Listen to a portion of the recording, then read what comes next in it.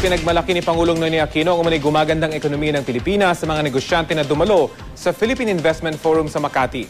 Ayon sa Pangulo, target ng kanyang administrasyon ngayong taon ang palaguin pa ang agrikultura, turismo at infrastruktura sa bansa.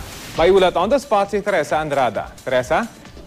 Rafi, mas masiglang business climate. Kabilang ito sa mga ibinida ni Pangulong Noynoy Aquino sa harap ng iba't ibang business leaders sa Philippine Investment Forum kaninang umaga. Kung dati raw ay tinuturing na stick man of Asia ang Pilipinas, pero dahil sa pinagsiking na kampanya kontra korupsyon at political will, yumabong na raw ang business confidence sa bansa. Patunay raw dito ang pag-reach ng Philippine Stock Exchange ng 4,000 na puntos. Di lang isang beses kundi 20, isang beses sa loob ng 21 buwan ng kanyang panunungkulan. Umabot na ng mahigit 20% ng investment sa PEZA o Philippine Economic Zone Authority sa loob ng 17 taon. Ang nakatutuwa raw, lahat ito nangyayari sa gitna ng global economic uncertainties. Sabi ng Pangulo, ngayong 2012, target ng administrasyon ng kalawang sektor ng agrikultura, turismo at infrastruktura. Target raw ng gobyernong mabigyan ng insentiba ang mga magsasaka para tumaas ang kanilang productivity level. Pinag-aaralan naman daw ng Aquino administration ang problema sa NAIA.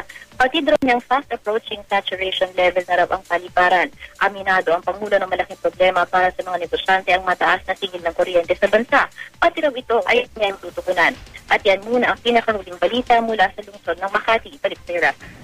Maraming salamat, Teresa Andrada.